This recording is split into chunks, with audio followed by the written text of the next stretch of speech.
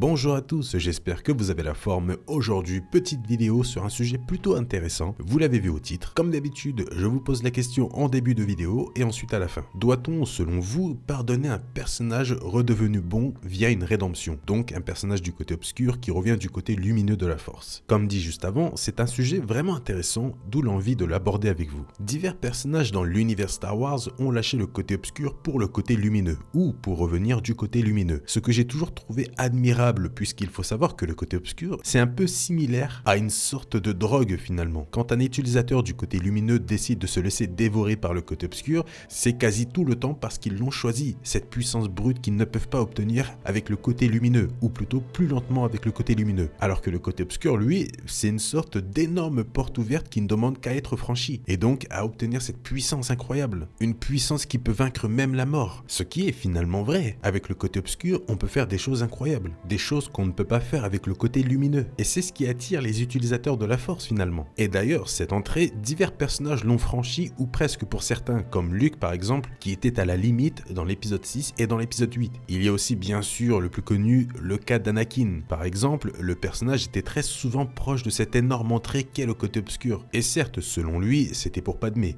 Oui, mais de l'autre côté, c'était surtout pour le pouvoir. Un pouvoir selon lui qui pourrait servir à gouverner la galaxie et à la refaire à son image. Il n'y a pas plus corrompu, je pense, que ses paroles. Et seulement avec ça, ça prouve qu'il a surtout rejoint le côté obscur, oui pour Padmé, mais beaucoup plus pour le pouvoir finalement. Un pouvoir qu'il a toujours voulu convoiter, puisqu'Anakin a toujours voulu devenir fort. Mais tout ça prouve aussi la facilité d'y accéder au côté obscur. Et c'est ce que Yoda notifie d'ailleurs à Luke. Et ensuite, une fois dans le côté obscur, tu n'as pas envie de le quitter. Tu as tout ce que tu veux en gros avec. Le personnage est libre d'utiliser la force comme bon lui semble et surtout de l'utiliser à pleine puissance, donc avec certaines émotions pour devenir encore plus puissant, sans bien sûr avoir de remords sur l'action que tu viens de commettre, puisque le côté obscur, lui, a besoin du conflit pour être alimenté. Et malheureusement, souvent trop l'alimenter peut faire perdre toute trace d'humanité et de bon sens chez un utilisateur. Ce qui est d'ailleurs le cas de beaucoup de personnages, notamment de Dark Sidious, qui est l'un des plus connus, et qui est totalement au service du côté obscur, et j'en viendrai même à dire à certains moments, si ce n'est pas le côté obscur qui est au service de Dark Sidious. Mais dans certains cas, la rédemption est possible pour certains utilisateurs du côté obscur,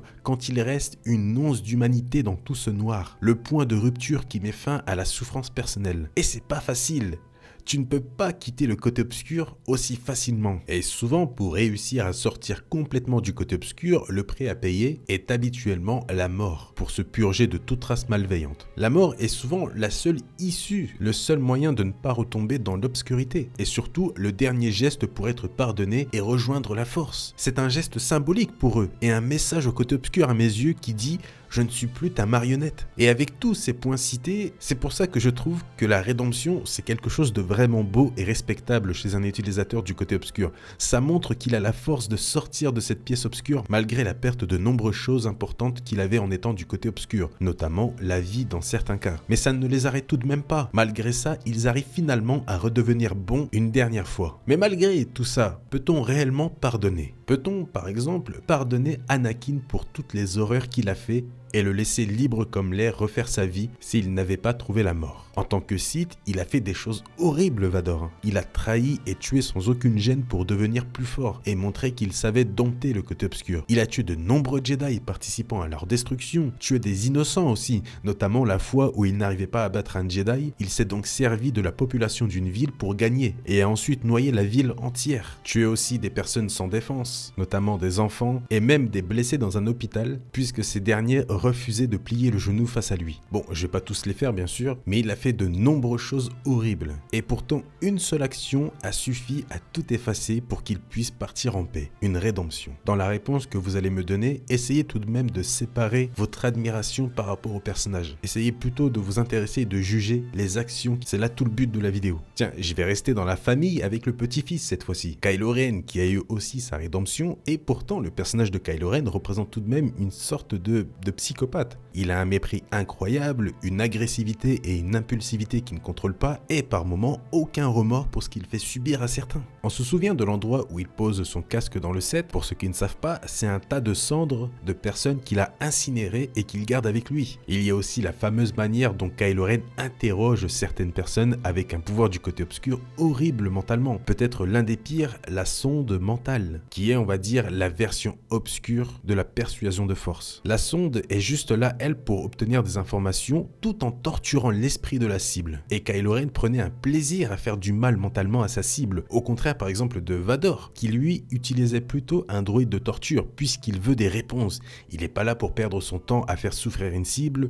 Quand Vador veut une réponse, il va droit au but. C'est ce qui fait un peu le personnage même. Quand il veut un truc, il l'obtient. Et tout ça sans se salir les mains. Alors que Kylo Ren, lui, prend finalement un malin plaisir à faire mal en fait, à détruire l'esprit de sa cible lui-même. Il veut faire souffrir. Et c'est très bénéfique pour lui puisque c'est ça qui nourrit le côté obscur, la souffrance des autres. Regardez dans quel état Del Meeko et Poe Dameron ressortent après avoir été torturés mentalement par Kylo Ren. Il y a aussi son action d'ordonner l'exécution de simples villageois qui ne sont pas armés et qui ne sont pas des menaces. Bon, là aussi je vais pas citer toutes les actions horribles qu'il a pu faire. Et ça montre à quel point ce personnage, comme Vador ou d'autres utilisateurs obscurs, n'avait plus vraiment d'humanité. Le point de non-retour était proche, mais finalement, cette petite part d'humanité a réussi à ne pas s'obscurcir grâce à un élément déclencheur. Pour Vador, c'était la souffrance de son fils, et pour Kylo Ren, la mort de sa mère. Je ne sais pas là si on peut parler de rédemption, mais le cas de Maul est un peu similaire à mes yeux, je trouve, ou plutôt à ceux d'Obi-Wan. À sa mort, Maul a complètement perdu toute la haine qu'il avait, tout avait disparu, et ses paroles vont aussi dans ce sens. Lorsqu'il demande à Obi-Wan si c'est bien le jeune garçon qu'il protège, donc Luke qui est l'élu, et surtout il dit « c'est lui qui nous vengera tous ». Qui nous vengera tous. Donc il se met dans la même catégorie finalement qu'Obi-Wan et tous ceux morts à cause de Sidious, donc Jedi, Sith et utilisateurs de la Force,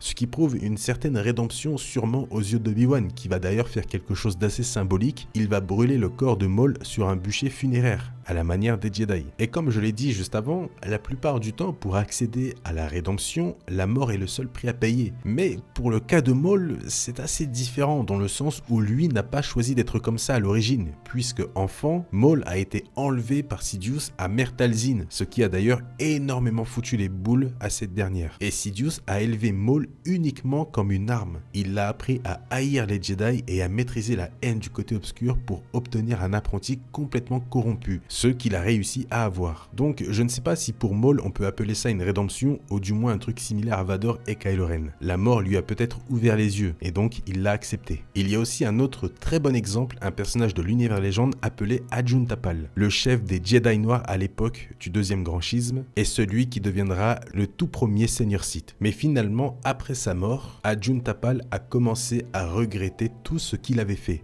Toutes les actions de se retourner contre les Jedi et d'être devenu un Seigneur Sith. Il avait d'ailleurs même honte de ce qu'il avait fait. Et grâce aux paroles de Revan, si on fait les bons choix dans le jeu, Ajun Tapal se détourne complètement du côté obscur pour être libéré et pouvoir disparaître pour fusionner avec la Force. Là aussi, on a une rédemption assez belle. Enfin voilà, je vous repose donc la question du début. Doit-on, selon vous, pardonner un personnage redevenu bon via une rédemption? N'hésitez pas à me mettre tout ça dans les commentaires et surtout, essayez de séparer encore une fois votre admiration pour le personnage de ses actions. C'est important. Sur ce, je vous laisse. Merci à tous d'avoir regardé cette vidéo. Si vous l'avez appréciée, comme d'habitude, le petit pouce bleu, ça m'aide énormément et ça m'aide aussi à voir si vous appréciez toujours autant ce genre de contenu qui vous met vous en avant via les commentaires. Et en plus, c'est gratuit. Le commentaire, bien sûr, encore une fois, pour me donner votre point de vue. Et bien sûr, comme d'habitude, si vous avez un peu de temps, dans la description, il y a le lien Utip de la chaîne. Faites un petit tour dessus, c'est totalement gratuit et ça permet de soutenir la chaîne gratuitement. Merci à tous d'avoir regardé cette vidéo. Je vous souhaite une bonne journée ou une bonne soirée. Prenez soin de vous